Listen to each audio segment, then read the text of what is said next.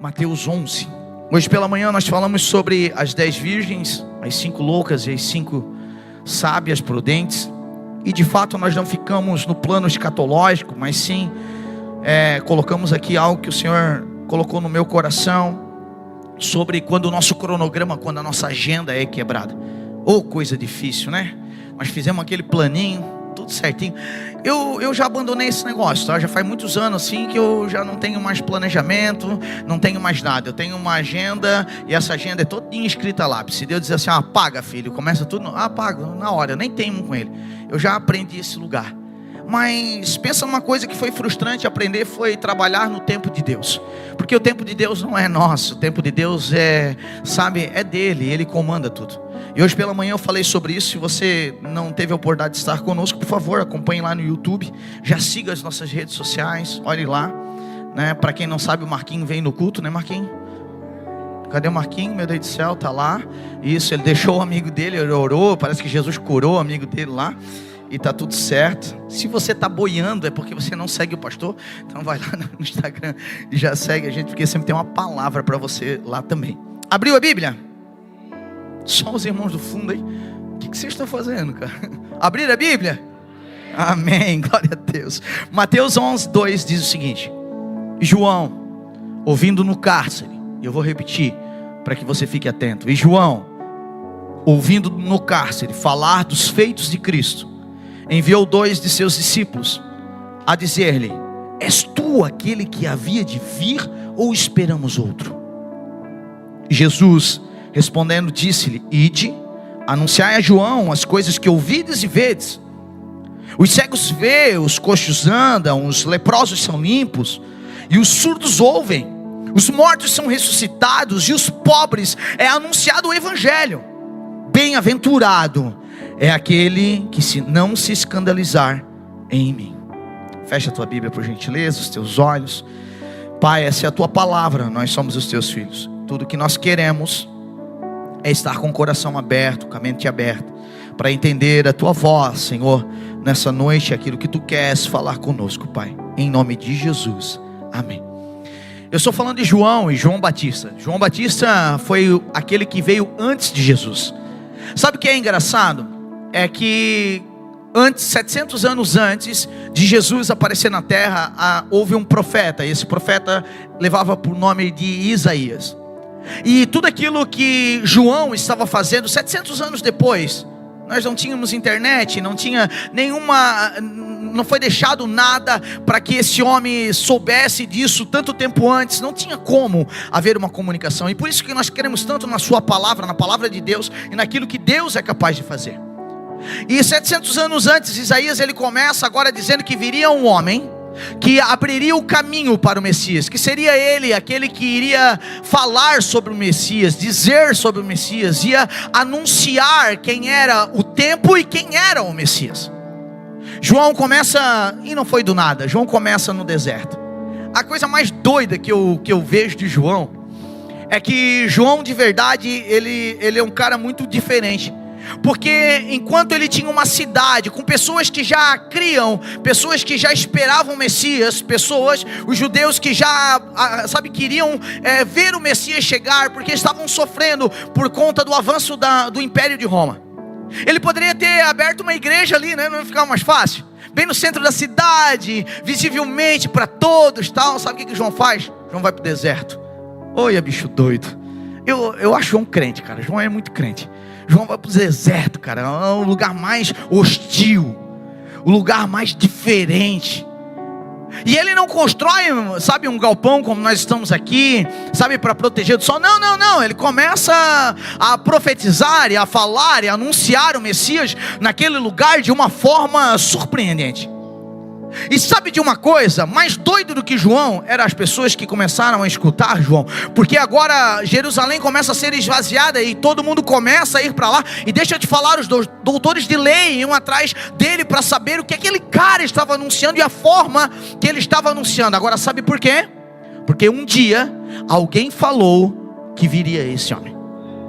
Porque muito mais do que isso, alguém estava olhando para as escrituras e estava acreditando a um ponto tão firme, a um ponto tão fiel, a um ponto de uma fé tão extraordinária, dizendo que sim, isto vai acontecer, porque se está escrito, vai acontecer. Aí sabe o que acontece? Nós hoje estamos aqui na igreja, o Senhor já veio, já derramou a graça sobre nós, nós conhecemos Jesus, Jesus que é o Messias, por isso que ele se chama Jesus Cristo. Cristo significa o enviado, e por isso nós usamos na tradução Messias, ou enviado. E agora nós olhamos isso, nós já recebemos Jesus, nós temos os seus escritos, nós temos a palavra de Deus para nos basear, mas muitas vezes nós não acreditamos que ele ainda virá. Porque é fácil cantar Maranata quando a música nos empurra para essa canção, quando as canções nos empurram para esse pensamento, e a gente até empolgado levanta os braços e diz: Maranata, a hora vem, Senhor Jesus. Mas de fato, nós acreditamos? É montado dentro de nós um cenário para que a gente possa entender aquilo que Deus está fazendo. Agora entenda uma coisa, isso faz parte da humanidade, porque Deus te deu uma mente criativa, amém? Tem uns irmãos aí que estão meio pensando: será que Deus me deu uma mente criativa? Deu, irmão.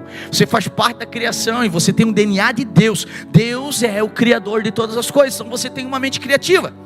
E nessa mente criativa nós formamos expectativas, nós formamos um modo operante, nós formamos um jeito. E aí nós pensamos: eu aceitei Jesus Cristo, então agora eu terei essa conduta, eu vou na igreja, eu vou fazer isso, eu vou fazer aquilo. E isso não tem pecado algum, isso é maravilhoso, isso faz parte do nosso comportamento. E João estava se comportando dessa maneira. Pense só, de repente ele ouve já quando era criança, porque se nós formos ver os textos bíblicos, a gente vai ver que a sua mãe Isabel estava quase 6 meses, eu não lembro agora, 3 ou 6 meses à frente do nascimento do próprio Jesus, que Maria era a sua parente. E ali eles tinham se encontrado, e João se mexeu no ventre. Você lê os textos lá que você vai encontrar essa história. Isso foi tão maravilhoso. E eu vejo, que eu percebo, e por isso que eu comecei a falar sobre crianças, eu percebo que Isabel, ela sempre colocou na vida de João: olha João, você está nascendo no tempo exato de Deus para a terra. Eu vejo agora Isabel pegando aquela criança, pegando aquele menino, e injetando nele as palavras de Isaías. E quando essa criança cresceu, ela tinha tanta convicção daquilo que foi informando a ela, que ela não titubeou, ela não ficou pensando em outra possibilidade, ela não ficou imaginando: poxa, faz 400 anos que o Senhor não se manifesta com algum tipo de profeta na terra, faz 400 anos que o silêncio de Deus brada sobre a terra, que o silêncio de Deus paira sobre a terra. Eu estou vendo Roma agora, castigar a nossa nação. Eu estou vendo, eu leio nas escrituras, e agora todos os lugares que a nossa nação passou. Mas sabe o que ficou firmado no coração de João Batista? A certeza do amor de Deus por aquela terra.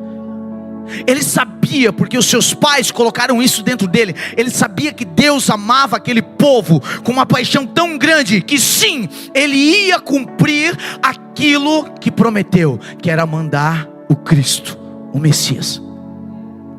Pergunta para você: ele cumpriu ou não cumpriu? Sim.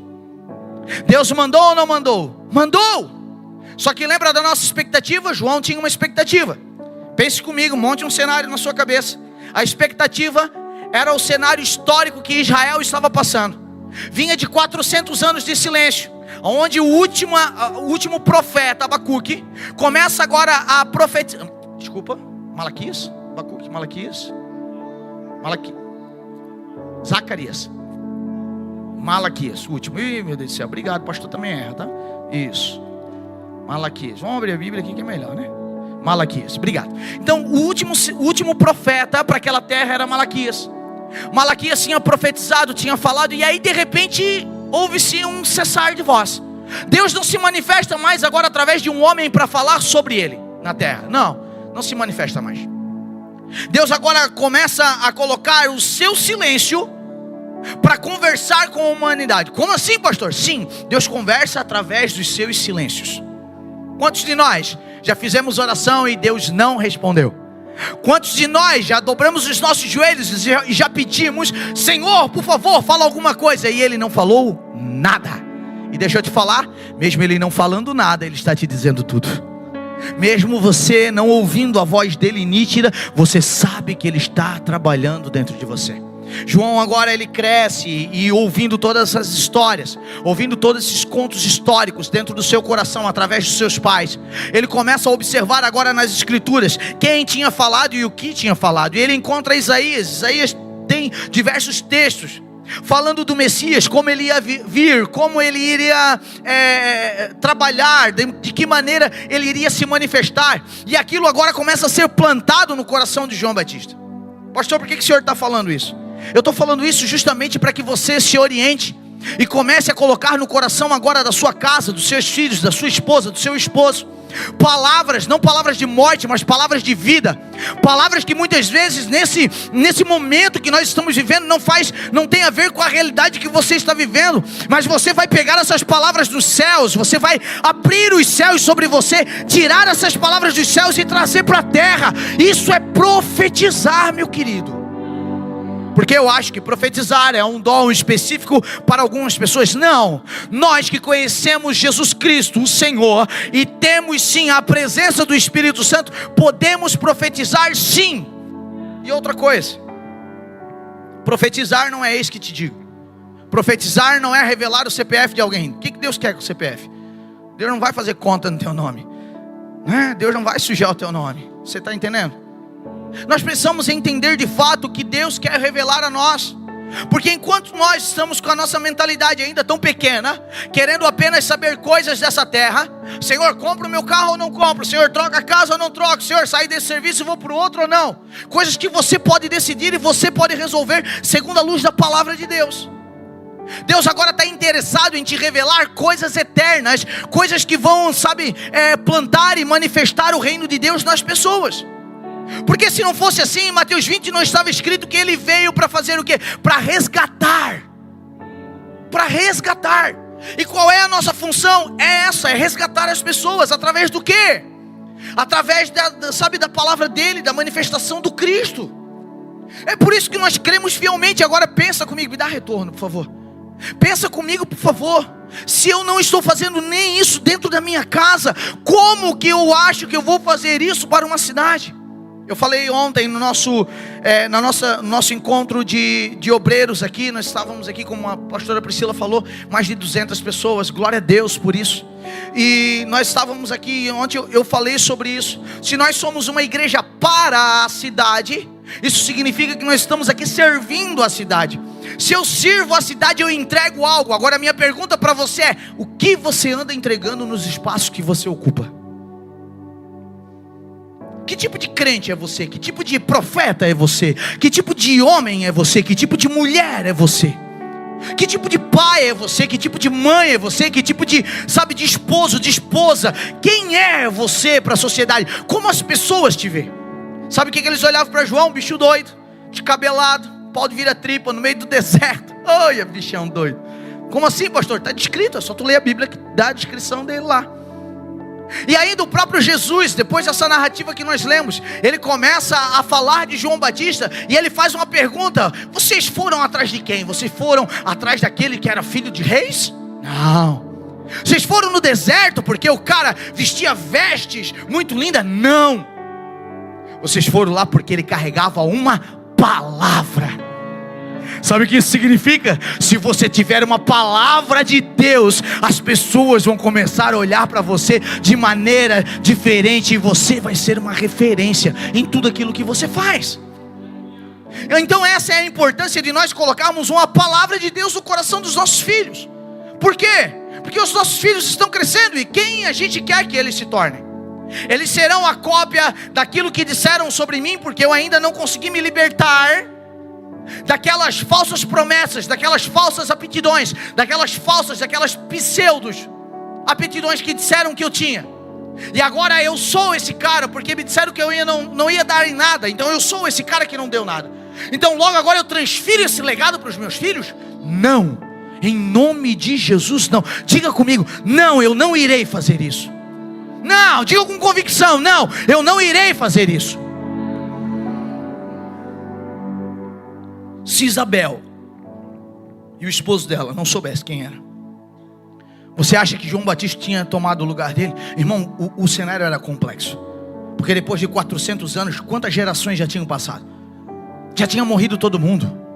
Muita coisa tinha acontecido. Outras pessoas com certeza já estiveram falando sobre aquilo que Isaías falou. Mas de repente esse silêncio já estava tomado por tanto tempo, que a primeira pergunta que qualquer ser humano iria fazer é: será mesmo que agora cessou a voz de Deus e eu serei agora levantado para ser esse profeta desse tempo? Ele precisava amar a Deus de uma maneira tão grande, ele precisava ter certezas tão grandes dentro do seu coração, ao ponto de se levantar e começar a profetizar e tomar uma iniciativa. Porque não adianta também só você levantar uma mão e dizer sobre o seu filho: meu filho, você vai ser uma bênção. Não, você precisa mostrar para ele que ele é uma bênção. Como é que eu mostro para o meu filho que ele é uma bênção? Parando de dizer que ele incomoda. É uma boa posição para um pai e para uma mãe. Mas entenda uma coisa: nós precisamos discipular os nossos filhos. Discipulado não é só passar a mãozinha na cabeça. Discipular, porque Isabel ela foi cirúrgica em tudo aquilo que ela fez. Pense só que quando João Batista se levanta para ir para o deserto, ele está vestido daquela maneira, sim. Por quê? Porque ele foi, sabe, aquilo foi uma expertise da vida dele. Deus deu uma direção para ele. E agora ele se desfaz de todo o seu conhecimento, de todo o seu conteúdo. Se veste daquela maneira para chamar a atenção. Agora por quê? Porque ele tinha certeza daquilo que estava fazendo. Agora sabe por que ele tinha certeza? Deus desceu na terra, sim ou não, para falar com ele? Não. Deus mandou o anjo Gabriel falar com ele, sim ou não? Você está aqui? Está com a cabeça ainda no jogo? Não, né? Já era, acabou. Veio algum anjo falar com ele, sim ou não? Não. Então que convicção, de onde veio? Dos seus pais. Os seus pais amavam a Deus de uma forma tão grande que colocaram e injetaram isso no coração de João. E aí agora João se levanta e ele começa a ir para esse lugar, e ele começa a profetizar, ele começa a fazer. E deixa eu te falar, teve um monte de gente que disse para ele parar. Teve um monte de gente que foi lá e tentou arrancar ele daquele lugar. Sabe de uma coisa? Deus está te levantando, Deus está te dando uma palavra, mas muitos serão os adversários tentando te tirar desse lugar. Agora o que é que eu tenho que fazer? Temer aos adversários ou entender aquilo que Deus está fazendo? Entender aquilo que Deus está fazendo. Por quê? Porque se eu não acreditar nessa convicção, se eu não acreditar nisso que o Senhor colocou no nosso coração, se eu não acreditar na sua palavra, se eu não acreditar que Ele existe, que tipo de evangelho eu irei pregar? O evangelho que se move no domingo à noite enquanto a música, ou o evangelho de verdade que sustenta as minhas segundas-feiras quando as aflições não batem na minha porta, elas arregaçam a minha porta? Porque a promessa de Jesus foi que no mundo nós teremos, mas tende bom ânimo. Ele falou: eu venci o mundo. E às vezes é difícil acreditar nisso tudo, quando tudo está dando errado. E aqui que eu entro em João Batista. Porque João Batista pregou, anunciou, falou, com todas as expectativas de olhar para aquilo que tinha acontecido e para aquilo que ele tinha sido informado através de Isaías. Por todos os profetas anteriores, ele pegou a palavra daqueles homens e agora ele montou uma expectativa, um jeito. Ele estudou o jeito que Deus iria se manifestar agora, sabe, na terra. E ele entendeu que ele seria o antecessor desse Cristo, desse Messias. E agora ele, sabe, no seu conteúdo, naquilo que ele discursava, naquilo que ele apresentava para as pessoas, ele montou agora uma característica desse Messias. Esse Messias viria para a terra como um juiz. Aquele que colocou o machado na raiz, aquele que estava com a pá na mão para limpar a eira, estava pronto para atear fogo e queimar toda a palha. Esse era João Batista. Isso era que João Batista acreditava fielmente. E isso muitas vezes parece com algumas coisas que nós cremos hoje. Porque a gente muitas vezes acha que Deus vai vir e vai acabar com tudo, e vai dar vitória para quem está indo na igreja, e vai destruir quem está fora da igreja. E aí vem Jesus e frustra os teus sonhos. Vem Jesus e frustra a sua expectativa. Vem Jesus e frustra o teu jeito de pensar. João, agora ele já não está mais no deserto. Rei Herodes se casa agora com a mulher do falecido irmão. E ele entra num pecado. E João chega lá e diz: cara, você está mal, você está errado, você está em pecado. Ele era rei, o que ele mandou fazer? Prende esse cara, acaba com esse cara, tranca esse cara lá. Esse cara já está falando muita bobeira aqui, esse cara já está falando muita coisa que não é para falar, esse cara já está fazendo muita muvuca, esse cara já está... Então faz o seguinte, prende esse cara um tempo. Aí João agora é colocado dentro do cárcere, numa prisão.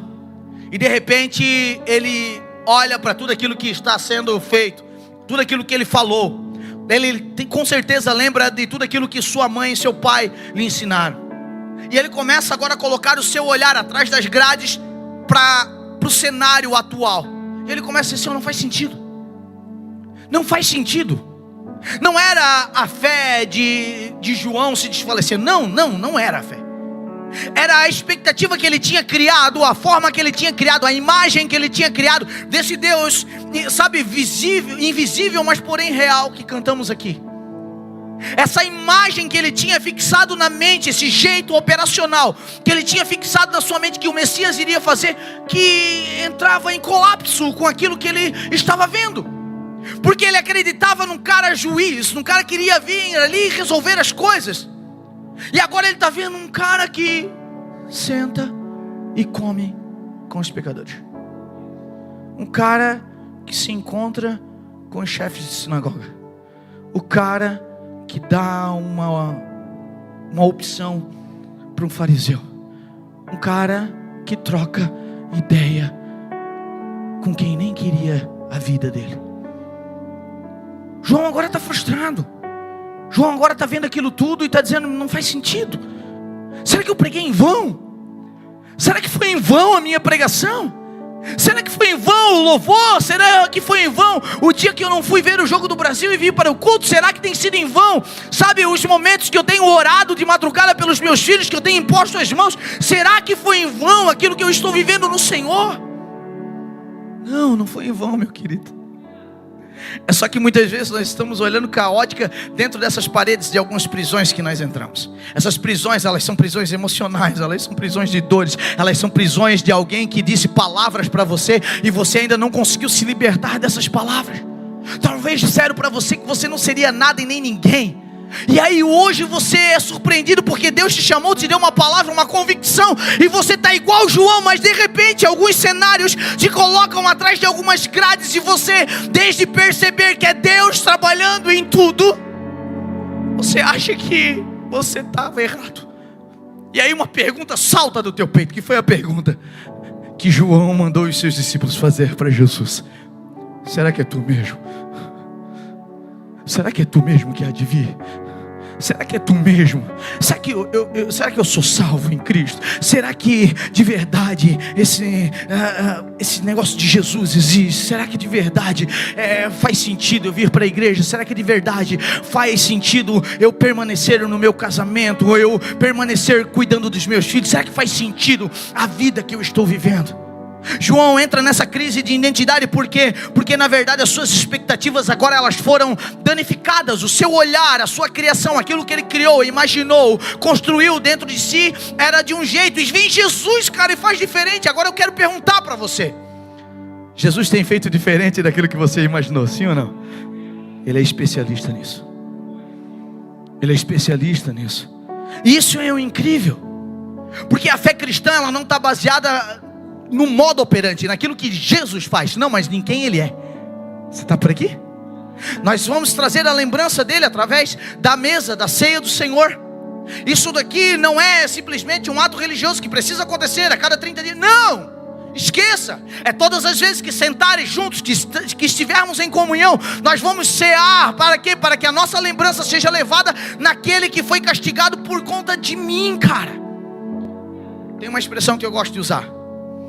Muita gente fala que foi por você que Jesus morreu. Não, foi no teu lugar, é diferente. Como assim, pastor? Porque foi você, romantiza demais, e eu me coloco num lugar de tanta importância, enquanto na verdade eu sou o pecador que precisava do castigo que ele levou sobre si. É isso que Isaías está falando. Isaías não está falando: ai meu Deus, é que Deus te ama tanto. né? A gente até canta lá que Deus nos ama e tal, e Deus realmente nos ama.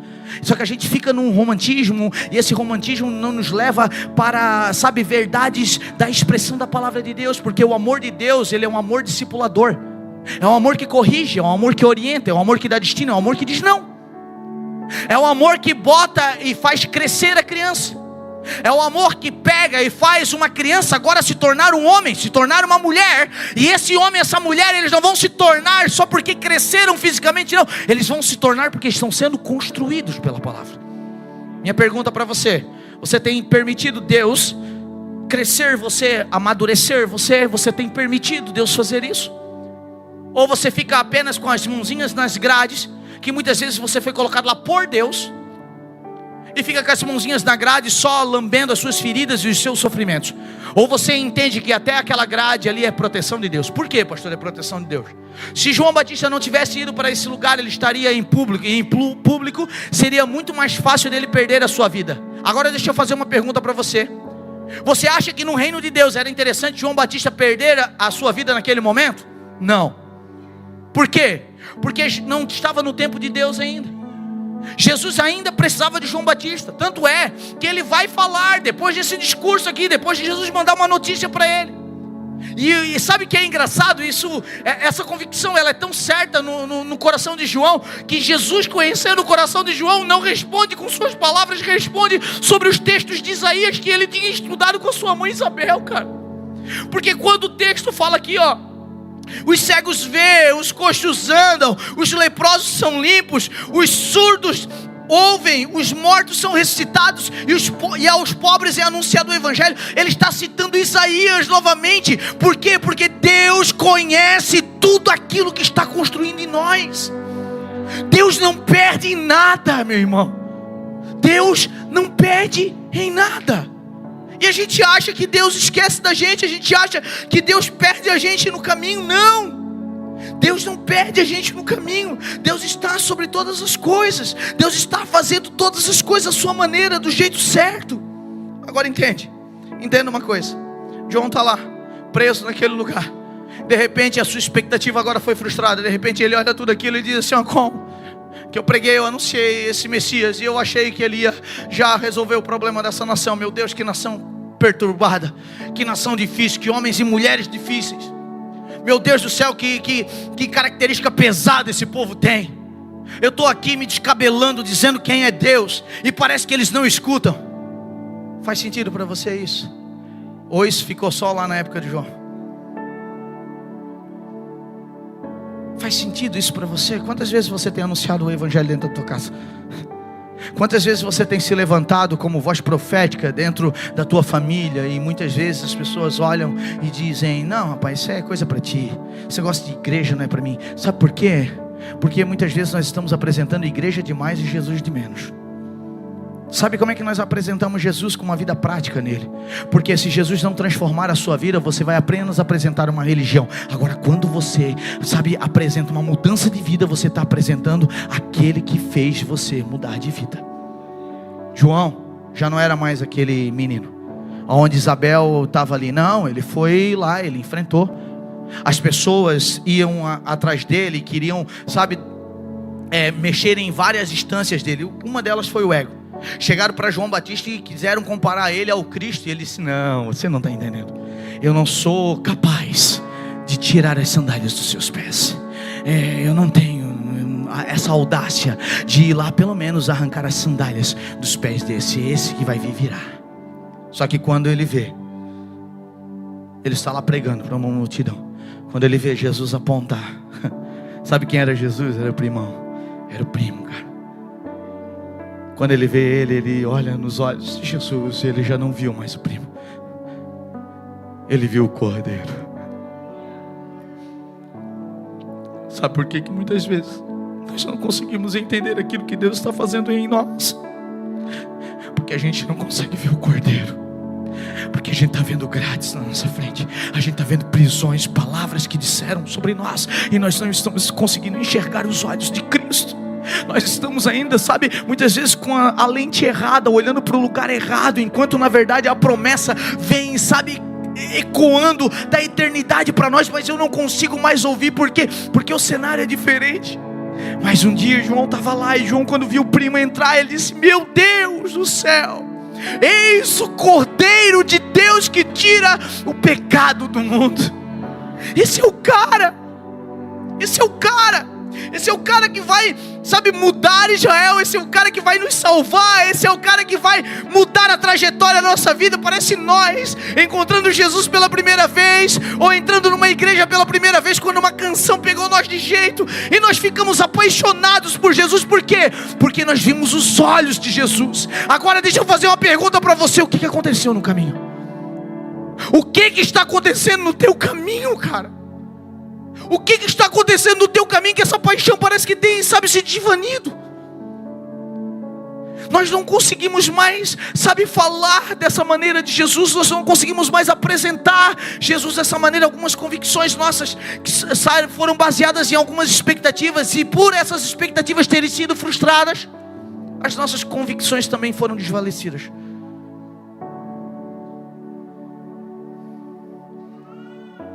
Nós cantamos agora que é tudo sobre Ele. Nós cantamos agora, é tudo para você. Nós cantamos que Ele é Hosana, Deus soberano, venha logo Jesus. Cantamos sobre todas essas coisas. Cantamos sobre o amor, sobre a majestade, sobre o poder dEle. Mas se hoje você tem condições, ou você tem verdade suficiente dentro de você para dizer isso para Ele, não apenas numa canção, mas viver isso, que tipo de evangelho é o seu? Por quê? Porque essa cidade, ela precisa de um despertamento. E esse despertamento não vai acontecer com a mudança política. Esse despertamento não vai acontecer a não ser com a manifestação dos filhos de Deus. O mundo não espera a vinda de Jesus. O mundo espera a manifestação dos filhos. Agora, se os filhos estão, como João, com as suas expectativas quebradas, atrás de uma grade, olhando e perguntando: será esse mesmo Messias? Porque às vezes nós estamos trancados dentro das nossas igrejas pensando dessa maneira: será que eu estou fazendo a coisa certa? Será que de fato eu estou seguindo esse Jesus? Será que de fato eu estou fazendo isso? Será que de fato eu creio o suficiente que o que Ele me pedir eu sou capaz de fazer? Será que de fato eu estou fazendo isso por amor? O homem do deserto foi parar nessa prisão. Isso não foi um desastre, isso foi necessário. Algumas coisas vão acontecendo na nossa vida, e elas acontecem por necessidade. Sabe por quê? Porque nós vamos fechando os nossos ouvidos para a voz de Deus. Nós vamos fechando os nossos olhos para aquilo que Deus está mostrando. Nós vamos fechando as nossas expectativas para aquilo que Deus quer construir em nós. E vamos formando as nossas expectativas, as nossas visões, aquilo que nós queremos ouvir, os nossos entendimentos. E aí perdemos a orientação daquilo que Deus quer dar. Então Ele precisa parar tudo e te prender um pouco. Pastor, o que o Senhor quer dizer com isso? Eu quero te dizer que até o sofrimento faz parte da cruz. Até o sofrimento faz parte daquilo que Deus está construindo em você. Por isso que Paulo, ele vai falar sobre o sofrimento. Por isso que Paulo vai trazer, sabe, essa resposta a algumas indagações que eu e você temos. Porque não vai pensar que a gente não tem essas indagações. Sim, a gente tem. Quantas vezes a gente já olhou para nós mesmos dizendo: será que esse chamado, sim, foi feito a mim? Será que eu fui vocacionado realmente por Deus? Ou é uma coisa da minha mente? Eu não quero que você se exponha, mas quem nunca perguntou isso? Quem nunca pensou? João estava nesse lugar agora. Será que esse é o Messias? Meu, manda perguntar para ele, por favor. Chama 2 dos meus discípulos aqui. Pergunta lá para esse cara se é. Só que sabe o que acontece? Vem para cá, louvor. Sabe o que acontece, cara? Essa pergunta de João não é uma pergunta de quem está fracassado. Essa pergunta de João não é uma pergunta de quem perdeu a fé.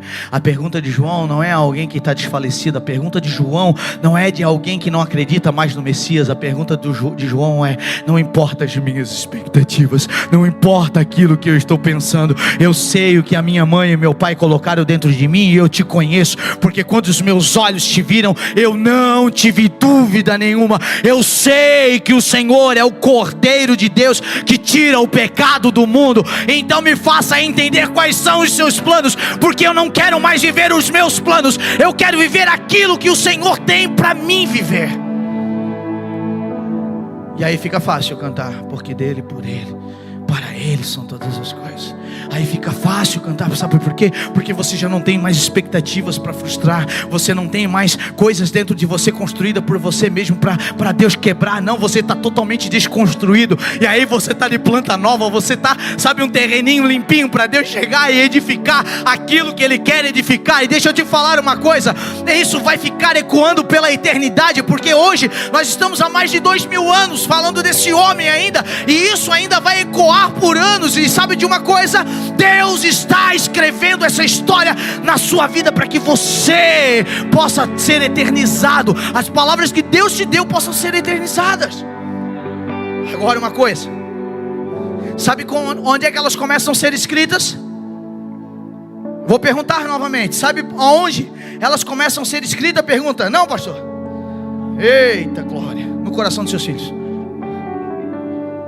No coração dos seus filhos. Toda a vida que eu estou pregando sobre legado, sobre construção de família, eu me lembro da pastora Priscila e de toda a sua família, porque nós não começamos a pregar esse evangelho aqui agora.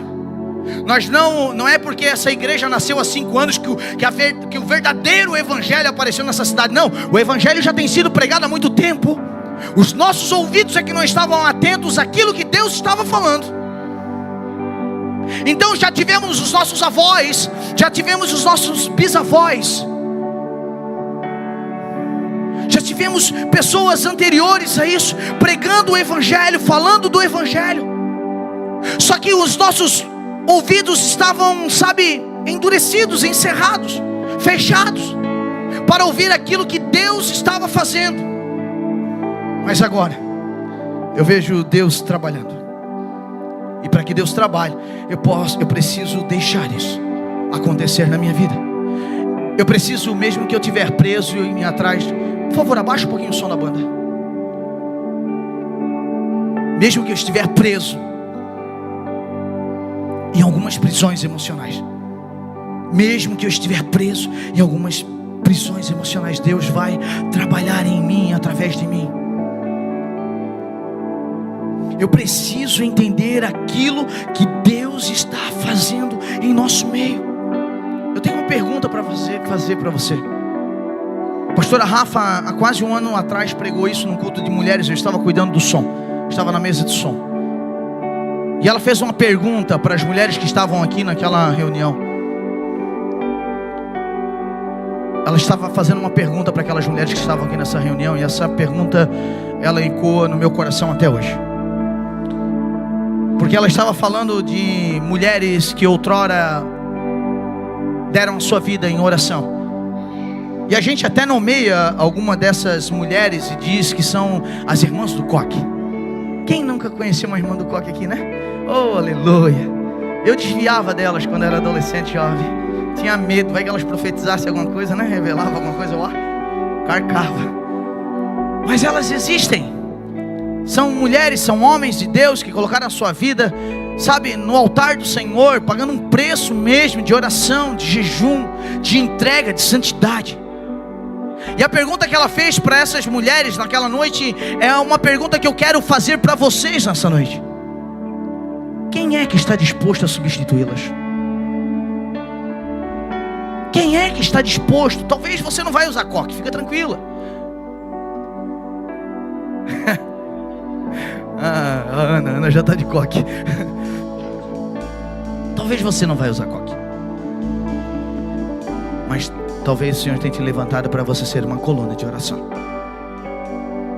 Talvez Deus tenha te levantado para que você seja uma coluna na palavra de Deus, que você seja uma coluna no jejum, para que você seja uma coluna para essa cidade. Os lugares que você vai pisando dentro dessa cidade, você vai levantando a sua mão, abrindo a sua voz profética e profetizando sobre essa cidade e dizendo: sim, Senhor, aqui não vai ter mais morte, aqui não vai ter mais prostituição, aqui não vai ter mais droga, aqui o alcoolismo não vai reger, aqui o divórcio não vai acontecer. Por quê? Porque você acredita. Pastor, e se ninguém acreditar? Não importa o que os outros estão pensando sobre você, importa sobre aquilo que Deus falou para você. E se você entende a voz de Deus, e se você um dia olhou para os olhos de Cristo, nada vai te parar. Você pode estar preso em prisões, mas isso não vai te parar. Você pode ser dito: cale a boca, não fale mais, mas isso não vai te parar, porque a sua voz ecoará pela uma eternidade. Quando a convicção, ela está fixada no nosso peito, quando a convicção de quem nós somos em Cristo está registrada em nós, nada pode nos parar. Agora uma pergunta para você: se precisa, porque há uma necessidade, eu quero deixar claro isso, há uma necessidade. Pastor, necessidade de quê? De substituição. Porque tem uma geração encerrando. Jesus está voltando todos os dias para alguém. Jesus está voltando. Aquela notícia que nós escutamos muitas vezes, não, eu vejo os crentes falar a vida toda que Jesus vai vir. Sabe o que é essa notícia? Era a expectativa que João tinha. João tinha a expectativa que ia vir Jesus como juiz, matar todo mundo, meter o pé na porta, acabar com tudo e acabou. Esse era o Jesus que João pensava que viria. Aí vem um que senta, que ama, que alimenta, que cura, que dá vista aos cegos. Como? Jesus está voltando para muitas pessoas. E para essas pessoas que Jesus já levou, porque Ele disse: eu estou indo para o meu Pai, eu tenho uma nova função lá para fazer, eu tenho algo novo para fazer, eu vou fazer morada para vocês, mas um dia eu vou vir buscar vocês. Ok, alguns já estão indo para o Senhor. A minha pergunta é: esses lugares ficarão vazios? Eu vou perguntar de novo: esses lugares ficarão vazios? Sabe por que não? Porque eu e você, nós vamos se comprometer. Oh, nós vamos se comprometer, e não é com uma placa de igreja. Nós vamos se comprometer com o Senhor, de pregar a verdade, de cantar a verdade, de falar a verdade, de profetizar sobre a verdade. É por isso, então, sim, essas irmãs do coque não vão morrer. Sabe por quê? Porque o Senhor vai levantar outras. Esses irmãos de oração posicionados não vão morrer. Sabe por quê? Porque o Senhor vai levantar outro. O Senhor está levantando uma geração de atalaias. Eu acredito nisso. Por isso, quando eu olho para um Benjamim com a baqueta na mão, eu sou obrigado a dizer para ele: meu filho, vem para cá, vem fazer a tua parte, porque um dia essa criança vai crescer e ela vai estar, talvez não numa bateria profetizando, mas num altar desse daqui, liberando uma palavra para uma multidão. Eu acredito fielmente na nossa geração. Eu acredito fielmente naquilo que Deus está fazendo nessa cidade. Eu acredito fielmente naquilo que Deus falou para nós quando essa igreja nasceu. Quando essa igreja nasceu, Deus deu 2 personagens para nós: Esdras e Neemias. Esdras foi o reconstrutor da casa, Neemias dos muros. E nós estamos aqui, dizendo uma palavra, orientando uma palavra, direcionando uma palavra, profetizando uma palavra de direção, que está construindo, sim, alicerces fortes dessa cidade. Uma casa restaurada, a casa de Davi restaurada, para que o Messias possa ter liberdade, o Espírito Santo de Deus possa ter liberdade. Um lugar onde as famílias estarão protegidas, onde os casamentos estarão protegidos, onde os nossos jovens, os nossos adolescentes estarão protegidos, as nossas crianças estarão guardadas. Uma casa que há responsabilidade, porque todos entendem que são irmãos, e aqui não há ninguém maior do que ninguém. Todos nós somos iguais, salvos da mesma maneira, sabe, recebidos da mesma maneira à mesa do Cordeiro. Por isso não há distinção entre nós. Nós temos funções diferentes. Cada um faz aquilo que foi chamado para fazer. Então não negue o seu dom. Não coloque, sabe, de lado, de escanteio aquilo que Deus te deu como dom e talento, meu filho. Sabe qual é o problema? Eu entro na competição, e a competição, eu fico olhando para o irmão que ganhou 5, que ganhou 10, eu ganhei só 1. Irmão, pega o teu 1, irmão, e apresenta a Deus e diz: Senhor, me ensina a guardar, me ensina a melhorar, me lapida, para que esse dom que o Senhor me deu, eu possa te entregar com excelência nos céus. Eu creio. Eu não me lembro qual é o pregador que eu ouvi falar sobre isso, mas eu ouvi uma pregação, uma mensagem. Eu achei essa ilustração perfeita, porque um dia nós iremos chegar no céu. E eu tenho certeza que você não vai ouvir da boca do Senhor aquilo que está escrito na palavra. E você não vai precisar se justificar diante dele, dizendo: olha, eu falei no teu nome. Você não vai precisar fazer isso. Diga amém por isso. Porque você vai entrar na boda do Cordeiro. Você vai ver as bodas lá. Mas vai ter um lugar, uma sala, sei lá, um departamento, em que lá vai estar uma prateleira. E nessa prateleira vai estar o teu nome e tudo aquilo que Deus te entregou. E aí você vai ver que alguns espaços daqueles estão vazios. Alguns têm uma coroa, alguns têm pedras naquele lugar, Porque toda vez que você deu valor para a palavra de Deus e cumpriu aquilo que Ele pediu para você fazer, tem uma coroa te aguardando. Toda vez que você aplicou aquela palavra, dura que for, necessária que for, Deus colocou uma pedra preciosa para você receber de recompensa. Porque o galardão nós não queremos aqui. Eu não quero meu galardão aqui, eu quero nos céus. Mas toda vez que eu disse não para o Senhor, que eu enterrei meu talento, tem um espaço vazio nessa prateleira. A minha pergunta é: o que você quer colecionar? Espaços ocupados ou espaços vazios? Eu vou perguntar novamente para você: o que você quer colecionar? Espaços vagos ou espaços preenchidos? Deixa eu te falar uma coisa. Eu demorei a entender. E às vezes a conversa que eu tenho lá em casa com os meus filhos é: não percam o tempo que o pai de vocês perdeu para entender o chamado que eu tenho. O Senhor chamou eu, chamou você, todos vocês, todos. Creia naquilo que Deus chamou você para fazer. Creia naquilo que Deus está fazendo por você, naquilo que Deus está colocando em suas mãos.